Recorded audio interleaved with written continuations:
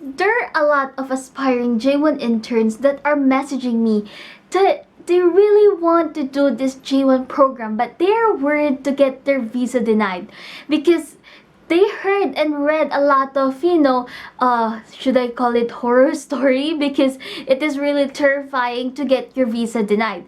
But that's why I'm here to help you and guide you to have a successful visa interview. And you know what's everyone's question? Is it harder to pass the J1 visa interview this 2020?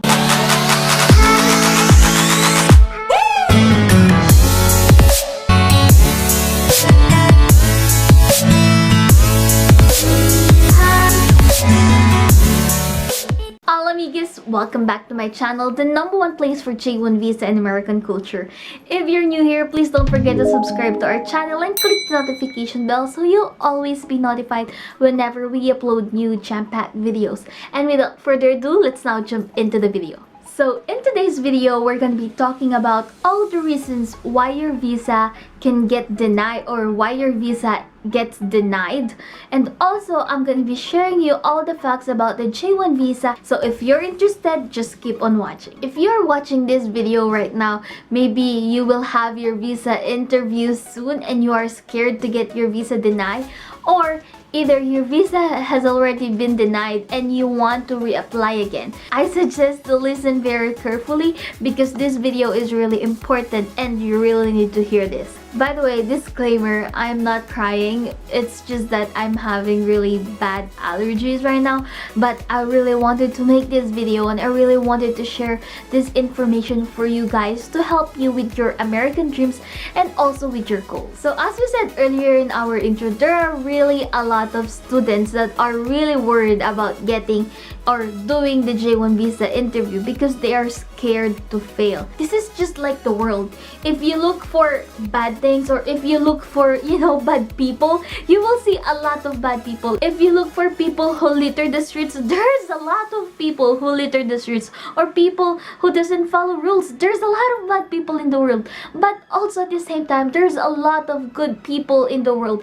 There's a lot of people that gives donations or help charity or feed the children that doesn't have any money or help the families who are struggling or give a free education to the students. There's a lot of good things too. So this is just like the world. I mean, this is reality. J1 students, come on. You need to look for the brighter side. You need to also look that, yes, even though that there are a lot of students that have failed the J1 visa interview, there's also more, or there's also a lot of students that gets accepted or, pass the J1 visa interview. If you will just look at the people who will or who failed, yes, you will fail because that's what you look for. And it's like attracting the universe all this negativity in your life. But if you look for the brighter side, if you look or if you follow these people who have already passed the interview, then you will pass your interview. Okay, I guess that's enough intro for our video. Let's jump into the reasons on why your visa, can get denied. So #1 is lack of professionalism. Oh my God. I don't know what I can or I should do to you if you are late with your appointment, or if you do unnecessary things during the interview, like bite your nails because you are nervous or curse while you are talking to the interviewer, then yes, your visa can get denied. So second reason is failing to pass the security check. So for example, you've been to the United States before, maybe in the same J1 visa or like a tourist visa, and you overstayed, so they will always have a record with that. So that can be the reason why your visa will get denied this time around. So make sure you didn't do anything wrong when you went to US before, because they will really know about that. Third is you failed to show or convince the consul your ties to your home country. It is important to prove that you are coming back in your home country even in any US visa that you will get, because remember, this is a non-immigrant visa, so they are very strict on finding out or looking for ties in your home country. So what are the ties in your home country that you can give them? So first is your family. Of course, if you have, family in the Philippines or wherever your home country is, of course that is one of the reasons why you will come back to your home country. Second is if you own a business. Of course, you don't want to lose your business, so that is also one of the reasons why you will come back to your home country. Next is if you have properties. For example, you own a land or you own a car that is under your name. That is also one proof that you have, hey, I have properties here in our country. This is the reason why I will come back. Another example is bank account. If you have bank account here, bring your bank statement to prove that, hey, I have this money in my bank account. I can support myself. I will not overstay in the United States, and I will come back because I have money here. Also, if you're still studying, you can say that, hey, I still have 1 year left in my school. I want to finish my degree. That's something that will really ties you up in your home country. Or if you have a future job offer, hey, I'm gonna be a manager when I come back here in the Philippines, so I will use this training for me to, to be a better manager in the future. Another example of ties to your home country is if you're part of a religious group or a non-profit organization. That's something that, you're really tied in, like, hey, I am the president of our youth in our community in the church. I really value that position and I really want to serve my community. So I will use this training program to better serve my community. See, there's a lot of options, or there's a lot of things that you can prove your ties in your home country. So make sure to really convince the consul that you are coming back in the Philippines or in your home country. Fourth reason is you are giving too much information. For example, the consul asks you, okay, what are your plans after your J1 program? And then you said, well, first I want to do a master's degree. I want to continue my education. Second, I want to continue our business. I want to help my parents. Third is I want to do this, I want to do that. And lastly is I want to do also this, that. Like, what the heck? That's a lot of information. Listen very well, guys, okay? If you really want to pass the J1 visa interview, write down your answers so you already know, like, okay, this is the only amount of answers that I can, tell the consul. So practice an answer that is really very direct to the point and, short but sweet. That's it, okay? You need to do that. You cannot just give, yes, I know that you still want to do a lot of things after you come back to your home country, but you need to be specific, and also you need to be mindful that, hey, the consul doesn't need to know everything. They just need to make sure that you are coming back and you have plans after your program. Also, just to add in giving too much information, this is a very good example when the consul asks you, what are your job experience? Well, you're already 28 years old. For sure, you have a lot of job experience. And if the consul asks you, what are your job experience? If you tell everything, the consul might think, well, you're very well trained or you have a lot of experience already. Why would you still need to go to the US? Why would you still need this internship? Will this add something to your life, or you already know this, So there's also a lot of reasons why your visa get denied. So if you give too much information, if the consul feel like you really know everything, they might deny you. Okay, so fifth reason why your visa gets denied is you come to the US Embassy unprepared. This is really I see a lot of J1 students that does this. They go to the US Embassy without studying. What I mean by studying, like really study, read it, and understand your training plan. I saw this to a lot of J1 students who, really want to pass the J1 visa interview so bad, but they always come to the US Embassy unprepared. They always try to wing it, like, yes, I can do it.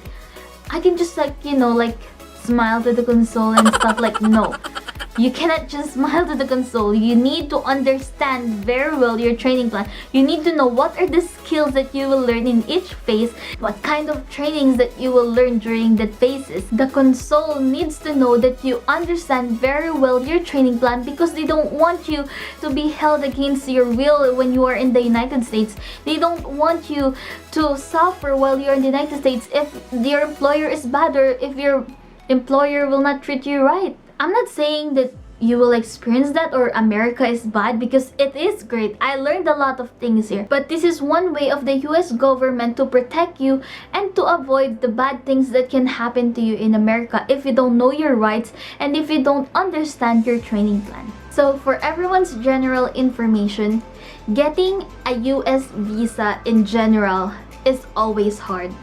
Even in my time, getting a J1 visa is hard. It's always hard, and it should be hard. You know why? Because there are a lot of bad people who wants to do just bad things here in America. And people need to cut those people who doesn't have a good intention. Well, you might be saying, well, I don't have any bad intentions to, do something in America. Well, this is your challenge. They make it harder for you to be prepared on what America can offer or what America really is. Most of the time, people are just applying for J1 visa just to go here in America because they thought about, oh, I'll just get J1 visa instead of applying for a tourist visa for 10 years or something. It is easier to enter America with a J1 visa, so I'll just get it and then I'll just wing it. No, it's not just you have to be confident. It's not just because you have money, but also J1, it's not a tourist visa, it's not a working visa. It is a visa that you need to understand that is for training. You need to set your mind that this visa is for you to train in the United States and gain cultural experience and hands-on experience. And with this, it will help you to have your, a better future career in your home country. This is what the J1 needs to realize, that if you realize this or if you understand the purpose of J1 visa and you go to the US Embassy and have your interview, you will not get denied because you understand what is a J1 visa means, and you know yourself that you are here for a training and for you are really excited to learn new things and gain new experience and then share it with your fellow countrymen, or in the Philippines, or if you're from India, or if you're Dubai, or from Singapore, wherever you are. Okay, next reason is providing incorrect information or misrepresenting facts. Remember, you filled an online application in the US Embassy and then you print them out. That is called TS-160. And then when the consul, saw all of your information in their screen and in the papers, and if it doesn't match your answers, if they ask you a question, that is one of the reasons why they will deny you, like, hey, you're lying, For example, it says there that your date of graduation is 2016, but you really did graduate 2015. So that is something that you really need to focus on. You need to be honest. Always be honest. And also another example, if they ask you if you have relatives in the United States, just say yes or no. If you don't have, then say no. If you have, say yes. It will not affect the result. It will only affect the result of your interview if you lied about it. So next reason is incomplete application or supporting documents. I told you guys earlier that it is really important for you to convince the consul that you are coming back to your home country. So you need to present financial documents or any supporting documents that you are really coming back. And also, before going to the US Embassy, please make sure that you have a checklist of the documents and anything that you need to bring in the US Embassy or during your interview, so you won't miss anything or you won't forget anything, because this can be one of the reasons, even though you answered it perfectly but you forgot your passport, the consul cannot grant you a visa if you are missing a document or an application. Number 8 is limited availability. Let me share you one of the facts about J1 visa. Did you know that there are 300,000 participants from 200 countries around the world that visits the United States with a J1 visa? So you can't really say that, hey, there's like really no chance for me to get approved. Yes, you have a big chance because that's a lot of numbers. But you also need to understand that during the Trump administration, they did a major cut in the numbers for the J1 visa. So my advice for you, to have a bigger percentage or to have a bigger probability of passing the J1 visa interview, you apply during the first, second, and third quarter of the year. Because if you apply during the last quarter, there will be like lesser slots or there will be lesser numbers that are available. So it's really hard to get it. You need to like really be like on point of your answer.